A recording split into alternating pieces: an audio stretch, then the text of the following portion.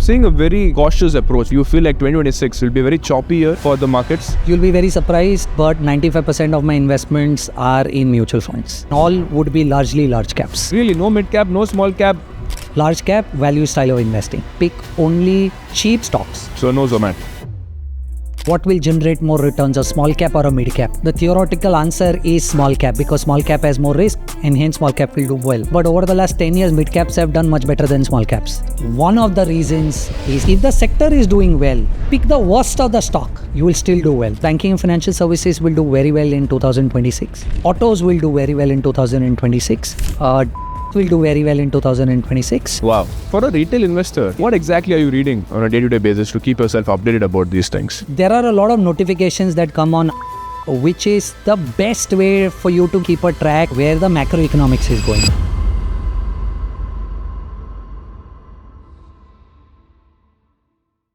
Hey guys, welcome back to another episode of the 1% Club Show. On today's episode, I have with me Mr. Keertan Shah, the founder and CEO of his brand new company, Truvanta Wealth. He is already managing upwards of 2,000 crores of capital. In this episode, we are going to find out what is the ideal portfolio and investment strategy for 2026. It's going to be a very in-depth, in-detail episode on how to manage your money like the top 0.1% of India. So make sure to watch till the end. So Keertan, thank you so much for coming once again back to this podcast. It's always an absolute pleasure to have you here and learn from you because every single minute is like I'm getting to learn so much. So thank you so much. Sharan, I think the pleasure is all mine. Thank you so much for calling me back. So Keertan, let's get right into it. Sure. So let's first get to your own personal finances, Keertan. I mean, 20 years of working in the finance industry. What does your personal portfolio look like today? And if you don't mind, can you share like your net worth? How is it invested across various asset classes? If you don't mind. You'll be very surprised, but 95% of my investments are in mutual funds. Wow. I have made a lot of mistakes that helped me understood that the simpler your investments are, the better it is.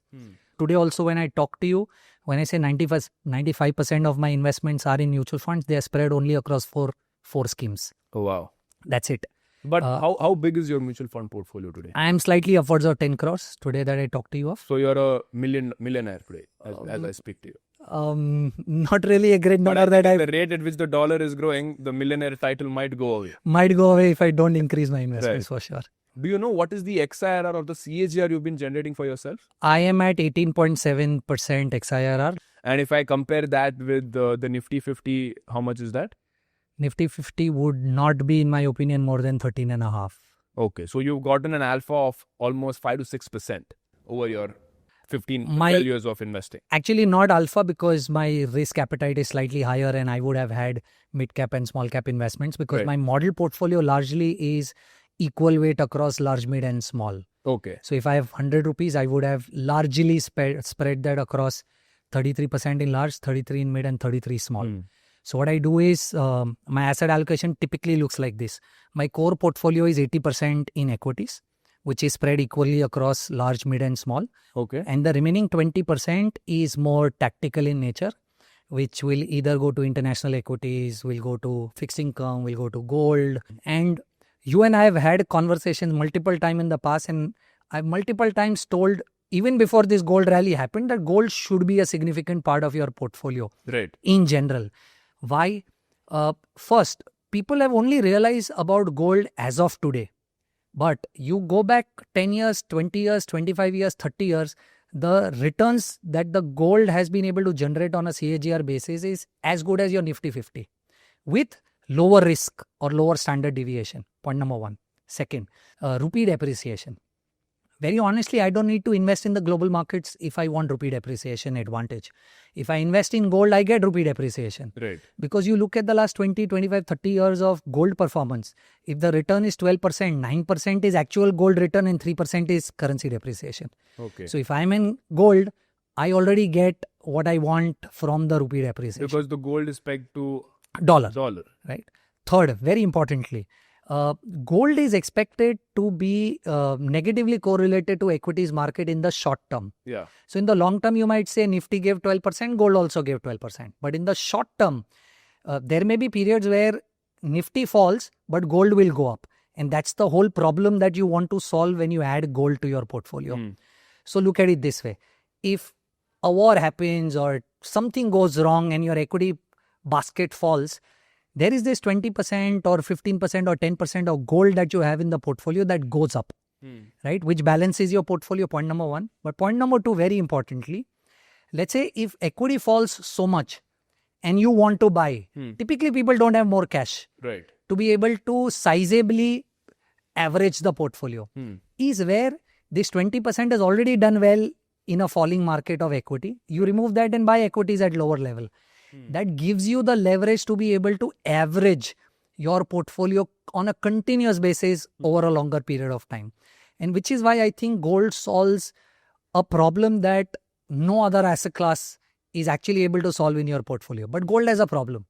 You look at the last 20 years, there are periods where there are 3 cycles in the last 20 years. One cycle for 9 years, another 2 cycles for 7 years that gold took to be able to cross the last high. Right? Okay. Which means that if you get into gold at the wrong time, it's going to be a painful period for you to be able to drive through till the time you see sizable returns in gold. Which is why you don't enter gold when gold is at this level that you and I are talking about. But you enter gold when nobody wants to buy gold. And that's the basic principle of investment across asset class. Right. Right? And you probably may be able to do anything. So let me do this, Kirtan. So right now we are in 2026 and you have 10 crores. Yeah. So can you tell me in what percentage allocation you would divide this 10 crores in percentage terms across every asset class? And no asset class should be left unturned. Everything from an FD to a REIT to a SG, so gold bonds, everything you need to cover for me. Tell me what you would do. So the first thing that I will do is my core portfolio will still be India equity. Okay. And within India, I think 2026 large caps will do well. And within large cap also, value style of investing will do very well. Can you first start with telling me what percentage will go into India out of this 10, give and take? So 80% is my equity allocation. Out of 80% equity allocation, I think easily 60-70% of my allocation will be India. So let's India assume, equity. okay, 10 crores you have, 8 crores will go into equity. Out of that 8 crores, let's say 6 crores goes into India. India equity. And all would be largely large caps. Large cap. Large cap, value style of investing. What does that mean? Can you explain to the audience what is this value style of investing? So value style of investing is a style that a fund manager deploys where they pick only cheap or lower expensive stocks. So what do I mean? What do I mean when I say this? So no Zomato. So suppose if I tell you there are 2 banks. Huh. There is bank number 1 which has a price to book ratio of 5. And then there is bank number 2 which has a price to book ratio of 2. Now if a fund who follows value style of investing is bullish on banking and wants to pick a stock in banking and everything else kept constant, the value style fund manager will pick the bank which has price to book of 2 and not 5. Right? Similarly, take any other sector, let's say price to equity is 30 and price to equity is 10. Then the value style of investor will pick price to equity at 10 and not price to equity at 30. Okay. So as a fund, you might decide that these are the 6 sectors that I like and you might want to deploy money in those 6 sectors. But when you go slightly deeper to try and pick stocks within those sectors as a value style fund manager, you will pick stocks which have lower PE, lower PB because that's your style as a value investor. Okay.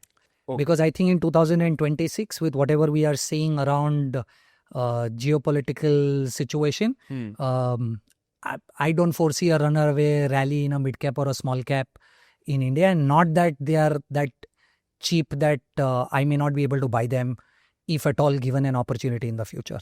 So I think 2026 is a large cap and value story in my opinion.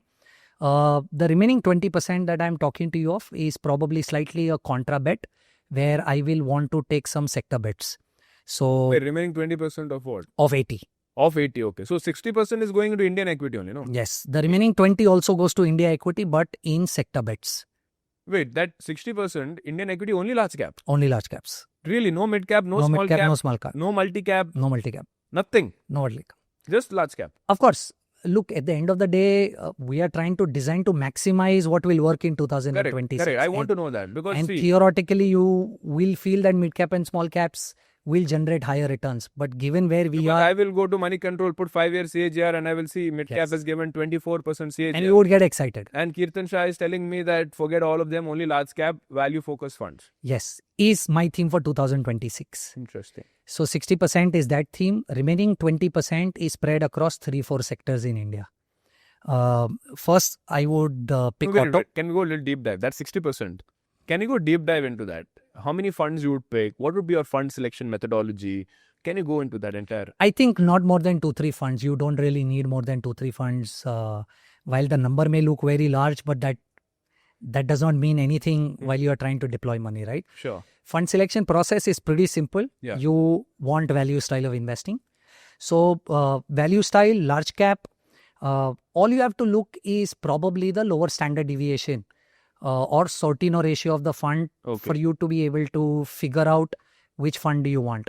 So you can either look at one of these 3-4 things. You look at lower standard deviation, you look at lower beta, you look at higher Sortino ratio, or you look at a down capture ratio of less than 100.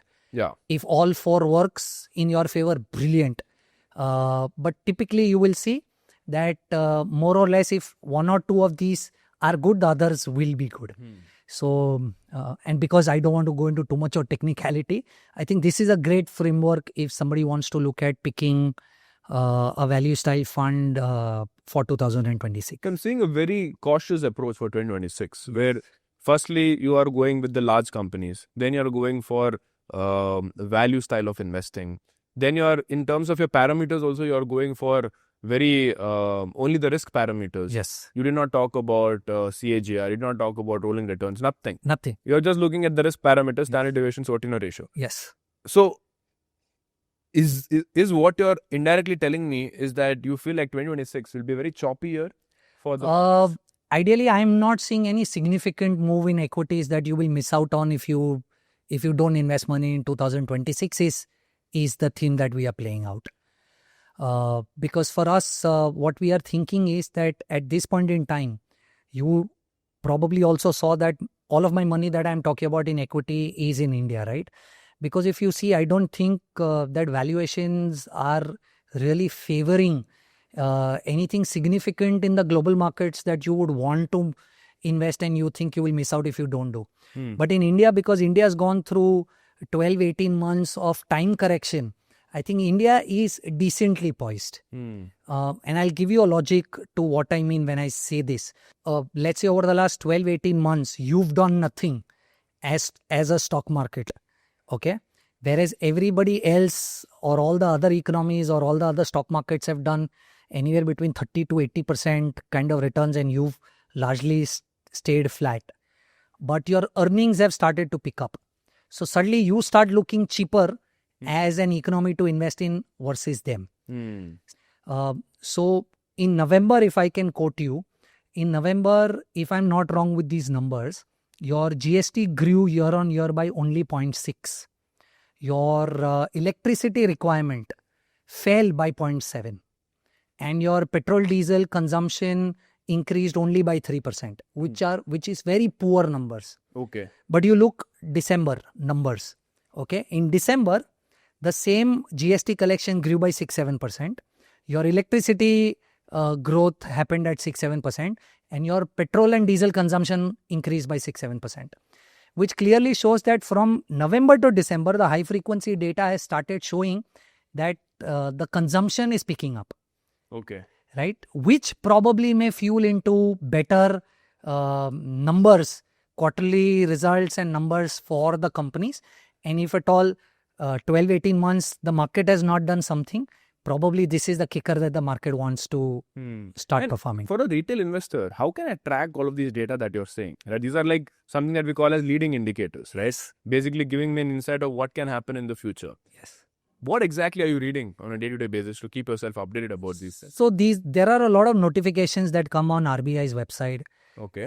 which is the best way for you to be able to keep a track where the macroeconomics is going. So all these numbers of high frequency data that I quoted to you are all RBI data points, and they issue it every month. So you mentioned these value-focused large-cap mutual funds. Can you name any schemes which you invest in? ICICI Value Discovery is a great. What is this? What does this fund do? So ICICI Value Discovery is a mutual fund which largely invests in large cap.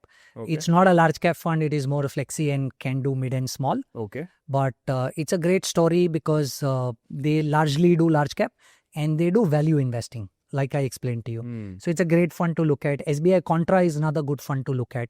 In this only? In this same space. May not be a value buy. Because the name suggests Contra. Yeah. Contra and value is largely the same. Okay. It just change in nomenclature as such. Okay. And you can also look at Invesco Contra. These are three great funds if you want to look at the value style Contra bets for 2026. Okay. But what is so special about these funds? Like any... like I'm sure you also talk to fund managers from time to time. Like what is so special about these three funds that you mentioned? Like I said, they are very true to label. When I say true to label, what I mean by that is, suppose if I tell you investing in a large cap mutual fund in India. So SEBI regulation says that 80% of your money has to go to large cap and the remaining 20 can go wherever it wants.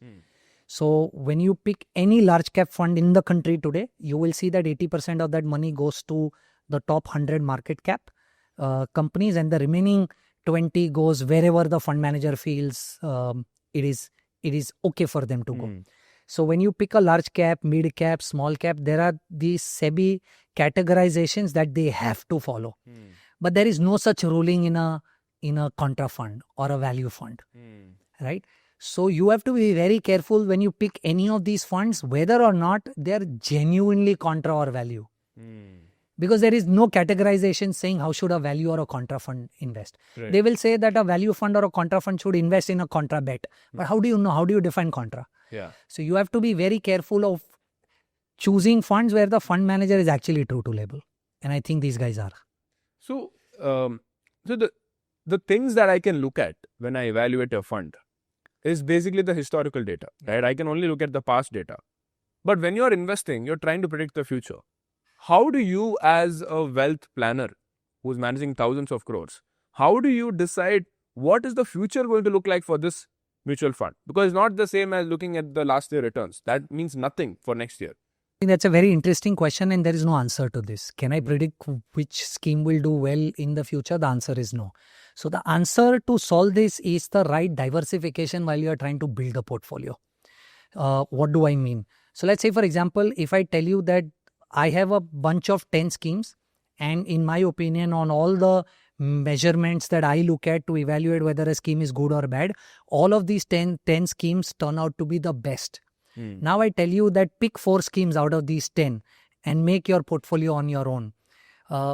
Typically people feel that 4 good schemes will end up making a good portfolio, but that's a very wrong strategy. 4 good schemes cannot make a good portfolio. For you to make good portfolio, you need much more than good schemes. I'll explain to you what I mean. You need the perfect level of diversification while you're trying to bring these schemes together. Okay. So like I said, what is our strategy? Our strategy is equal weight across large, mid, small. Okay. By that, we bring diversification across market cap. Because I don't know in the next 2-3 years whether large will do well, mid will do well or small will do well. So I want exposure to all 3, large, mid, small.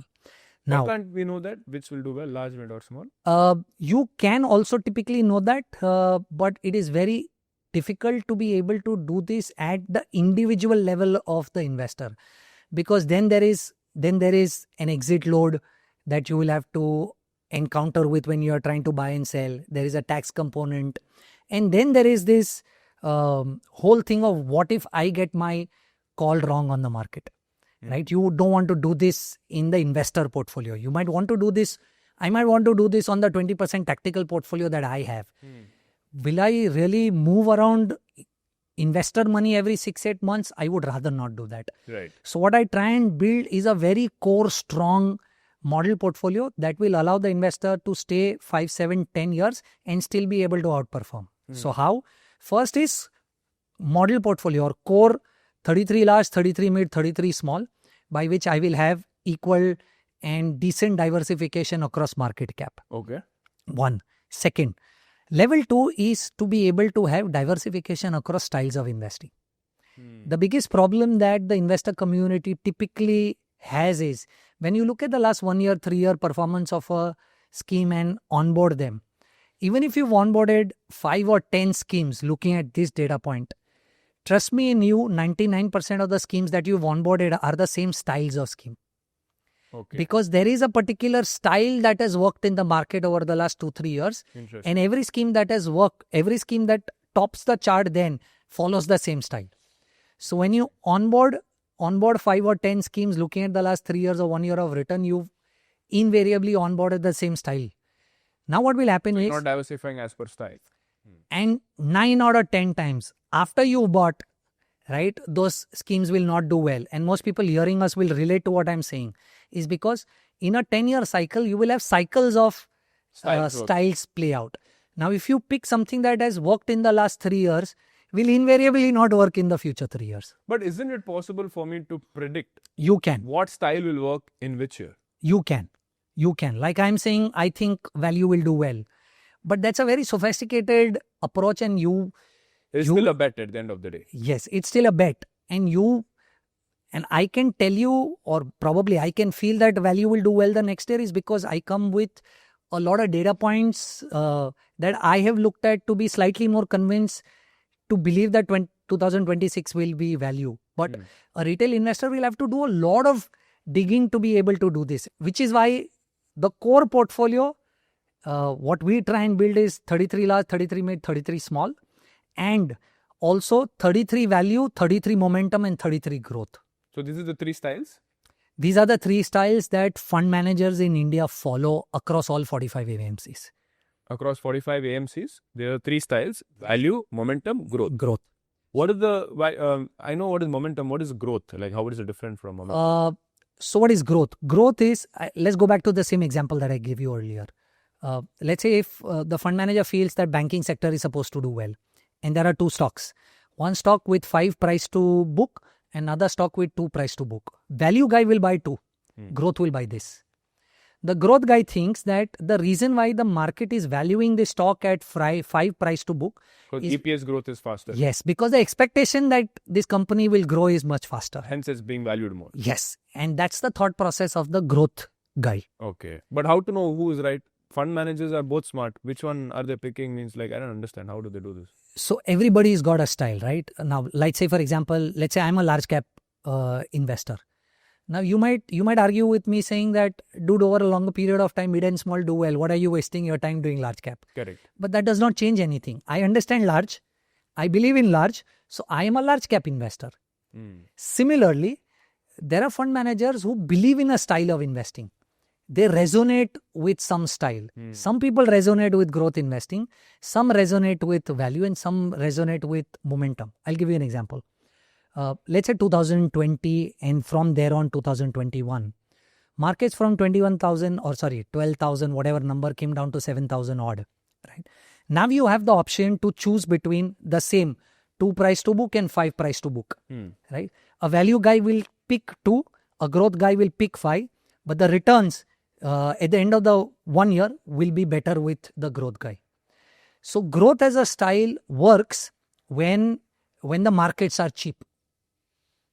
Because Everything is cheap. everything is cheap. Now you want to pick something which is cheaper but will move faster. Right. So when the markets are cheap, growth style of investing does very well. When the markets are expensive, right? Now you know everything is expensive. And now there is 5 valuation, price to book, and 2 valuation. Everything is expensive. You want to pick something which is lower expensive. Right. Is where value style does well. And momentum? Momentum does well when there is a lot of liquidity in the market. What does that mean? Liquidity means that the broader market is doing very well. Meaning everything is doing well. Everything is doing very well is where the momentum style will do very well. Like say, for example, look at the last 12-18 months. Markets have been stagnant. Yeah. Broader markets have not done anything. Momentum would have done bad. So to quote to you a number, momentum style in 2025 was at a loss of 6.8%. And momentum style in 2025 value in 2025 was positive 16.8%. Wow. Right? So there are economic cycles in which each of these styles do well. Interesting. So when you're trying to build a core portfolio and you have 5, 7, 10 years of investment horizon, you are aggressive, you're okay to take volatility. 33 large, 33 mid, 33 small, 33 value, 33 momentum, 33 growth. That's your core portfolio. So when I say that there are 10 great schemes on whatever parameters that you're looking at, does not mean if you pick 4, you build the right portfolio. Because they are good at scheme level, not at the core portfolio level. So now, if I have to look at going back to that initial number, 60% in large cap value. Large cap value. But that is more like a tactical bet that you're making, because you as Keertan Shah, you're looking at the market every hour. So you know exactly when to get out of large cap when you feel like it's really overvalued. But if I'm looking at a passive investor, somebody who you recommend, who you will advise as a client, then you will say that 60% of the money should be divided into large cap, mid cap and small cap. 80% of the money should be large cap, mid cap, small cap. 80% of the money should be invested in large cap, mid cap, small cap in equal proportion. But then you also said it should be across 3 different strategies, which is value, momentum and growth. Correct. So how many mutual funds should I take here? Because not more than 4 or 5. And it will be like large cap, value, mid cap, momentum, small cap, growth, something like that?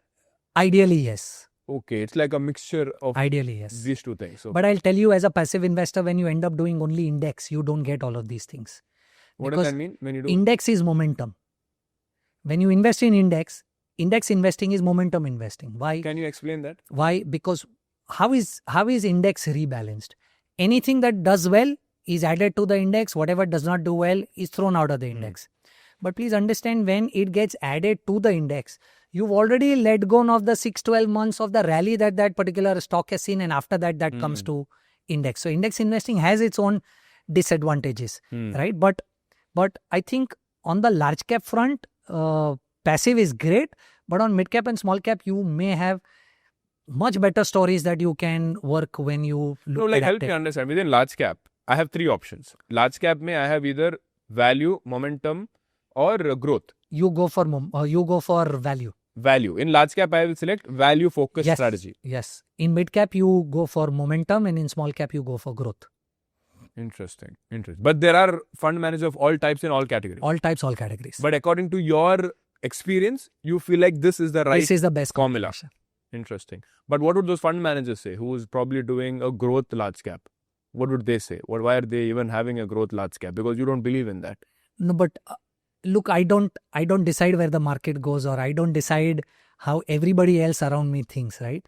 Somebody who's listening to us may think that this is probably not a great strategy.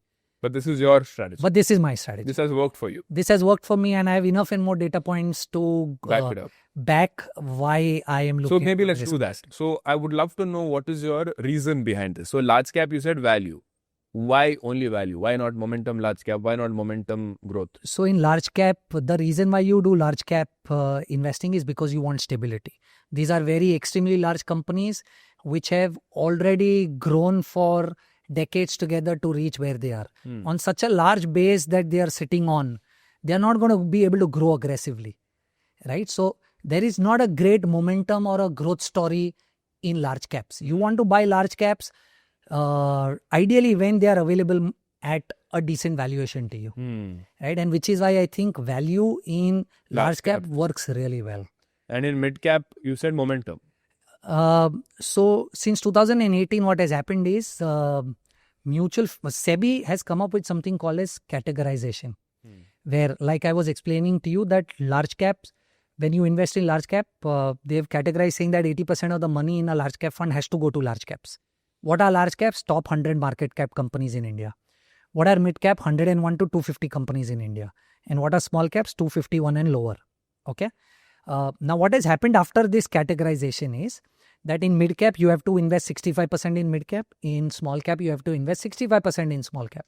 And the remaining money can go wherever it wants to go. Over the last 6-7 years, given the way this structure has really played out, a lot of money, knowingly, unknowingly, I started accumulating a very large pool of mid cap. And because there is only 150 mid cap stocks available, you have a very large tailwind for small caps from 251 onwards. In the large cap space, you have 100 stocks, but they have good liquidity. But if you imagine a lot of money starts chasing 150 stocks, which has happened over the last 7-8 years, there is a lot of large pool of money chasing these 150 stocks, which is why these 150 stocks have actually been running far more than their valuations. And here is where actually there is an opportunity for a mid cap to become a large cap. So momentum actually over the last 6-7 years has played really well In the mid cap. in the mid cap space. That's an interesting, reasoning behind it, because you're right. If the mandate for these mutual funds is to mandatorily put some money in mid cap, and there's a lot of capital coming in, they're forced to put, and the universe is very small, only 150 companies. Because look at it this way, in the last 10 years, suppose if I ask anybody who's watching us talk, what will make more money or what will generate more returns, a small cap or a mid cap? The theoretical answer is small cap, because small cap has more risk and hence small cap will do well. They're smaller and they're Right, fast but over the last 10 years, mid caps have done much better than small caps. because of this reason. One of the reasons is actually this. And because they've done so well, more liquidity is chasing them. And in the small cap, the story is very simple. Okay. You want to pick small caps. Because there are thousands of companies. Yeah, right? you want to pick small caps which are great growth stories, who are going to become the next mid cap and the large caps of the world. Right. Right. So picking the right small caps bottom up Right. is what really works in the small cap space. So why has small cap given negative returns last year? What is the reason for this? The There are- index. There are multiple reasons, right? And one of the reasons actually is mean reversion. Okay. What do I mean when I say mean reversion? Look at, let's say, real estate as a sector. 2025 real estate sector 2025 was down 16.5%. 2025. 2000 real estate was down 16.5%. This is as a whole index. 2025 real estate. But what was the return in 2024? 35%. What was the return in 2023? 80%. Okay. So what I mean by that is anything that keeps moving will come back to its mean. It's a reversion, mean reversion. So real estate did very well in 2023, in 2024, already ran up probably 110%, 120% in 2 years. It has to come back to its mean. So in 2025, it was down 16%. Very similar story in small cap, right? Ran up so much over the last couple of years, and it had to come back to mean. Second, geopolitical situation was not any favorable to the markets. And small cap and mid caps typically do well when there is a structural bull market. Yeah. Now, if you have a stagnating market and a stagnating economy, small mids are not going to do well. Right. So that's the story for 2025. And I like the strategy of this mutual funds. You talked it in terms of company size. You talked it in terms of investment style. But what about industry sector allocation within these mutual funds? Do you like to look at certain mutual funds which have a specific focus on certain sectors, which you believe is going to work out well? Absolutely. Look, one of the biggest reasons why we end up investing in a particular scheme is because we've been monitoring what they've been doing at sector level for a very long time.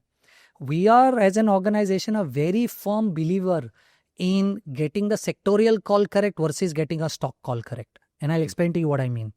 Let's say, suppose if I tell you in 2020, okay, had you invested in the best of the bank, would you still have lost money?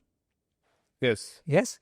But let's say I tell you, you would have invested in the worst of the pharma company or worst of the IT company. You would have still made money. Yeah. Which means that if the sector is doing well, right, pick the worst of the stock, you will still do well. But if you've got the best of the stock in place, but if the sector is not favorable, you may have a probability of not doing well. Don't mutual funds have the flexibility of changing their sectors whenever they feel it's moving? They do. But the problem is that a lot of these funds that you invest in they operate in a space where their sector bets are very close to what the index sector bets. Because I've seen most mutual funds, they have all 8-10 sectors. What sector bets are they taking? Right. So They're hugging the benchmark only, no? Which is exactly what you look at for you to be able to understand what will work in the future, because your question was what will work in the future. Correct. Now, because of the volumes of the business that we are sitting at, we have the privilege to talk to these fund managers, right? So look at it this way. If I talk to 10 fund managers, I'm hearing each one of them tell me a story of what they think will do well. Yeah. And I have a mind of my own to then filter out what will actually end up working. Right. Right? And that becomes the crux of us looking at what probably may work in the next 1 or 2 years. So it is a combination of our own understanding of what will work, plus different fund managers managing lakhs of crores of trying to understand what they are betting on and why. And because we've been tracking their sectorial bets for over a period of time, we know which fund manager is actually hugging the index, who is not hugging the index. Are they aggressive? What sector bets are they taking? What's their logic of taking the sector bets? So this becomes a very core part of why we think something will end up doing well or not. So what are you learning from these fund managers right now? What are they saying? Because if you open most mutual fund ka fact sheet, they will all have 7-8 sectors invested in, and obviously the majority will be mostly financial services sector.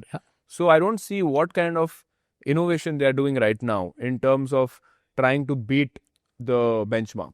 So I will tell you what I understand is working. So if you remember, your original question was, you have 10 crores, where will you allocate this money for 2026? Yeah. And I told you 60% will go to India equity and large and value. The remaining 20 goes to these 3-4 sectors that I think will do well.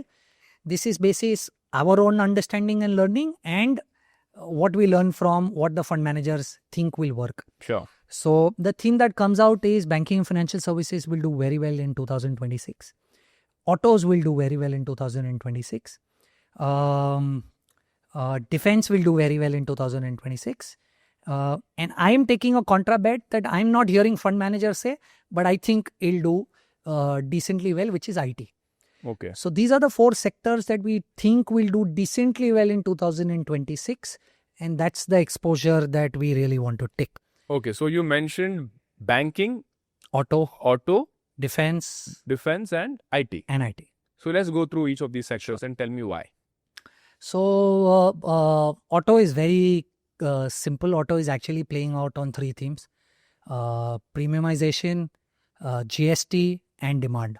If you look, demand has not gone down. Demand is continuously increasing in the auto space. Demand for premium cars is increasing in the auto space. So what is happening is the ticket size has actually gone up, and which is why the top line, bottom line has started working. And like we know, GST has come down, and because of which consumption pattern has not changed. So if you look at the latest numbers on auto that came out in terms of results, though the expectation was very high, they've surpassed the expected numbers also. So I don't see a reason why auto story won't play out. Okay. And like I said, you look at the high frequency data, again, it aligns towards auto being able to do well. Okay. Banking, PSU will do well. CapEx is going up. RBI is making sure that enough and more liquidity is available. Rates are held constant or probably dropping. We don't see a reason why rates will go up anytime in the future. You would have seen how RBI is doing OMOs on a continuous basis. They've done $5 billion of USD INR swap. I think everything from an RBI standpoint and from an industry standpoint is working. Okay. So consumption is going to pick up. So loans will pick up.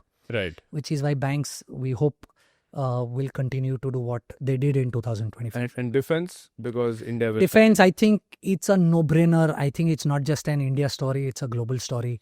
Right now. Right now, given thanks to what Trump ends up doing every second day, I think it's a no-brainer. Of course, you will have to be very selective of what you want to buy in defense, is because you don't want to go crazy and buy everything in defense, and value investing is extremely important play to do in the defense theme, and you don't want to buy up everything. Yeah. But that story should also play out in 2026. IT, we are a contra bet. Funds. Yeah, because Indian IT companies are not really innovated, right? Like, Yeah. is the reason why you're saying is because they've been beaten down so much, the only direction for them to go is to go up. Correct. So for us, risk is in favor to invest in IT at this point in time, because you can buy large cap IT names, pretty large caps, right? And big names at 30, 35%, 40% discount to their 52-week highs. Right now. Right now. Wow. Right now that you and I talk. So a great enabler in terms of risk. How much lower will it really go? So why aren't the fund managers thinking like this? Why don't they want Because fund managers typically wait for the earnings to catch up. I'm slightly ahead. I may go wrong, but I'm slightly ahead of the curve, thinking that. So usually fund managers of mutual fund companies, they wait for some kind of a signal. They're not gonna take a blind bet. They will not take a blind bet, right? But my thesis is very simple. I think the risk is pretty low in buying these names at this point in time. Second, they are extremely cash rich. So you would have seen a lot of these guys over the last 2 quarters have already started saying that we will invest 45,000 crores in data centers. A couple of these names have already acquired 2-3 AI companies in this space. They are late, but they are moving in the right direction. Right. Third, I'm also playing this as and this is a very contra bet, but I'm also playing this as an anti-AI US theme. You would have seen over at the time that you and I are recording this video, you would have seen the last 2 months, Indian IT and NASDAQ have shown a very classic non-linear pattern, when NASDAQ is going down and India IT is going up. Because the theme, look at why NASDAQ has gone up. NASDAQ has gone up because of this entire AI story, right? Correct. Now, how much of this AI story is priced in NASDAQ is anybody's guess. But the thought is very simple. If people have invested so much money in the AI story, in building up data centers, buying chips and all of that, please understand the gestation period is pretty long.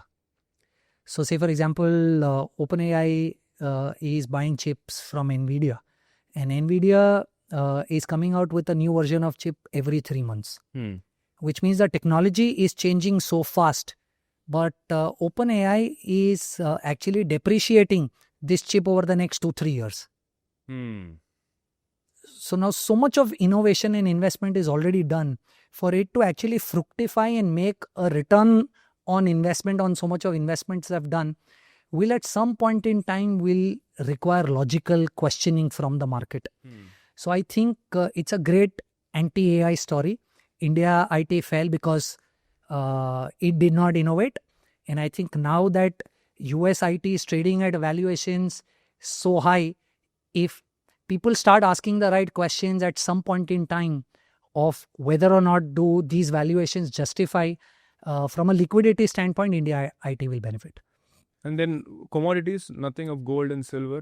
Mention any of that? So I will. So the remaining 20%. So now the remaining 20%, some part of it may want to stick to probably a gold and a copper.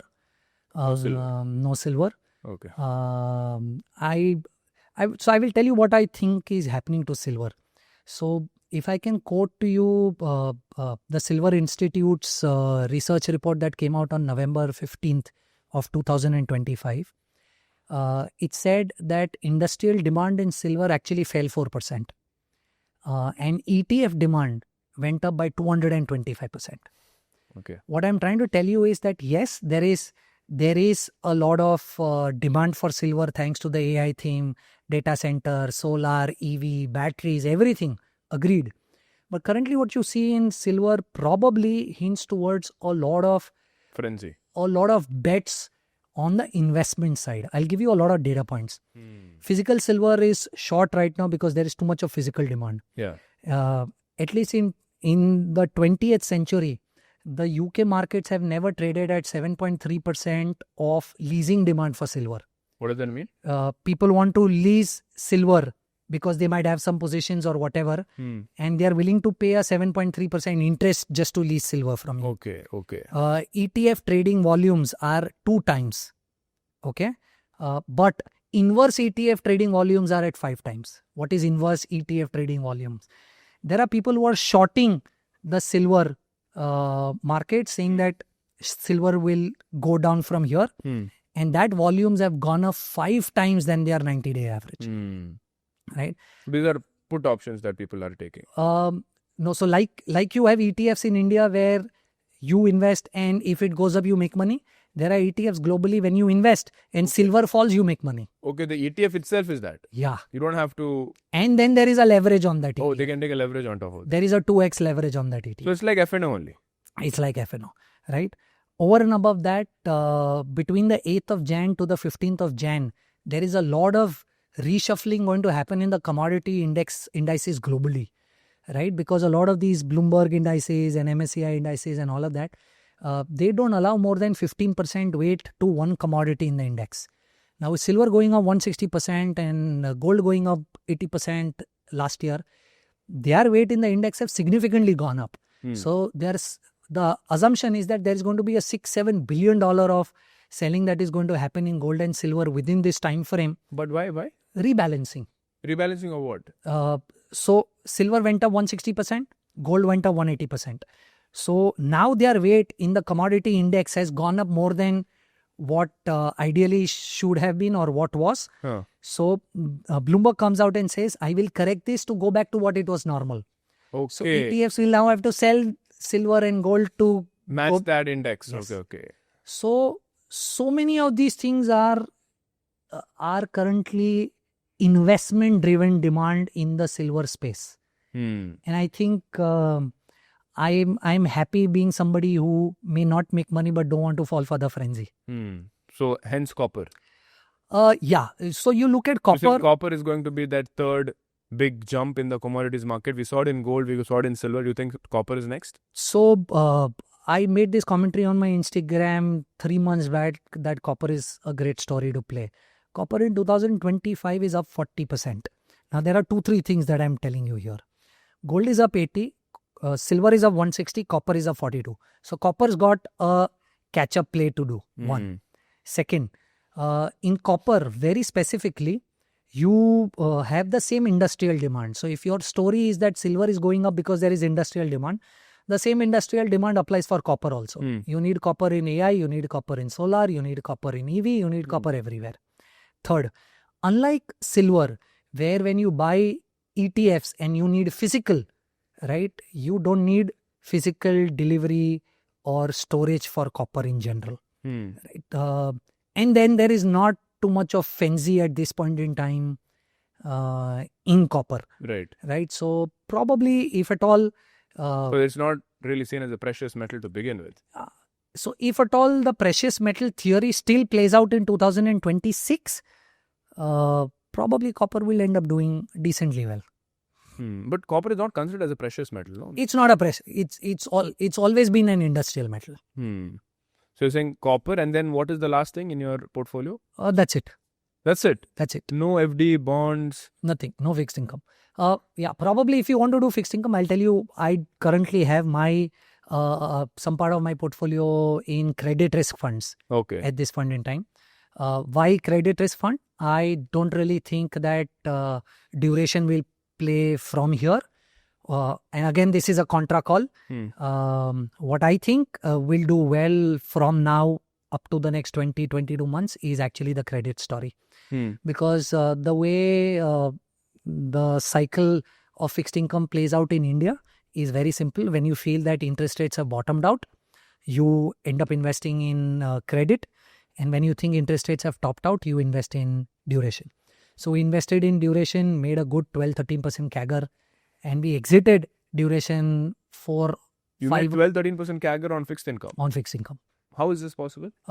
Because we invested when the 10-year G-Secs were at 7.6, 7.5. From there, the G-Secs came down to 6.6, 6.5. Okay. So whenever interest rates go down, long duration bonds do well. So you invest in some debt mutual funds. Yes. In my personal portfolio, yes. How much percent Credit. do you recommend? I am currently at 10%. 10% of your money is in Yes. these kind of debt mutual funds. So 80% of my money is in India equity, 10% is in Commodities and 10% 10% is in commodities and 10% is in debt mutual fund. debt mutual funds, credit specifically. To be very clear, I actually sold off my gold at 98,000. Okay. Right, but I was riding gold from 48 to 50,000. So I made 100% CAGR on my gold, but I came out of the gold rally much earlier.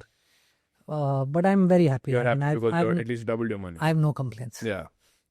So, look, ideally, Sharan, in the wealth business, because you and I both are in this business, I think it is more to do with behavioral management than investment management, very honestly. I'll give you an example of why do I make that comment. So we had a client who invested exactly on the 20th of August 2024. Okay. And 6th of Jan 2026, we had a review call with the client, which is roughly 16 months later. And the client was, investor was curious that, I've spent 16 months with you, but my portfolio is only showing 6.55% return. Whereas you and I spoke that we will do whatever, upwards of 12%. So the first point that I asked the investor, would you agree if I tell you that our conversation has always been that we will be able to beat the index? She said yes. So I showed her some numbers. I told her that exactly from the 20th of August of 2024 till the 6th of Jan 2026, Nifty is up 3.5%, Nifty mid cap is up 1.5%, and small cap is up small cap is down 6%. Yeah. So if you look at only Nifty at 3.5, you are at 6.5. We've done a 3% outperformance to Nifty. Now, you look at our model portfolio. We've got you to invest in large, mid, small, all three. Now, 33% in large, 33 in mid, 33 in small. Had you done that in index, you would have been at minus 4.6. We are at plus 6.5. We've actually outperformed the index by 11%. Yeah, that aggregate index. Aggregated.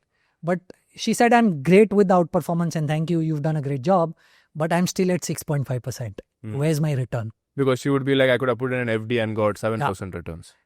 So I prompted her. I told her, let's say I take you back to 2020 and you see your portfolio is down 40% hypothetically. Would you invest more or sell this portfolio of yours? She said, immediately I'll invest more. I said, why? How is 2020 different from your and my discussion? Whereas today you are still plus 6.5, you are minus 40 there. Why will you invest more? She said, over long periods of time, markets always go up. I said, exactly my point. Markets don't give you 12% returns each year. Market is not an FD, right? You are expecting 12% return as an average over 5, 7, 8 years of investment, in which 1 year may be down, another year may be up, down, up, down, but the average will be 12%. We are in that phase where the market was down, but there are going to be phases where the market is going to go up and the average will turn out to be 12, right? So your thought is no different what it was in 2020. That is exactly the thought that you have to apply here. And that's why she understood. See, she was not wrong when she questioned why am I at only 6.5. Right. And I could have done an FD and done much more. But that's exactly what you and I do as wealth managers, where our job is to handhold, help the investor understand, because ultimately the only resource that the investor has to make or compound wealth over a period of time is time. Yeah. If they don't stay invested, irrespective of whatever you and I have done at the back end to do research, to pick the right scheme, build the right portfolio, they are not going to experience the return. I think that's a good note to end the conversation, Kirtan, on how behavior affects an investor and how much returns they can get. Yeah. Thank you so much for, simplifying all of these things to the greatest extent possible. We've gone from equity to commodities to debt. And the depth of knowledge that we've gone into, I think it'll be too much for a lot of people, but I think it was necessary because these are all the questions that I had, and I am walking out of this conversation way more enlightened than I began. So thank you so much for coming on the show again, Kirtan. As always, thank you so much, Sharan, for having me. It's always a delight to talk to you. Thank you so much. Thank you. All right, guys. So that brings us to the end of the conversation. Please drop down in the comment section below any questions that you felt that I did not ask Kirtan Shah. Would love to answer them down below in the comment section. And please also put down any other guest recommendations that you have in the comment section so that I can get them for you. On that note, I will see you in the next one. Before you go, guys, if this episode gave you even one insight that made you think differently about money, don't just keep it to yourself. Share it with your friend or family member who could use it too. And if it sparked a new thought or even made you disagree with me, drop a comment below and tell me why. Your critique helps me make these conversations sharper and more useful for you. As long as you have me subscribed, I'll make sure that you walk away with at least one new thing every Wednesday.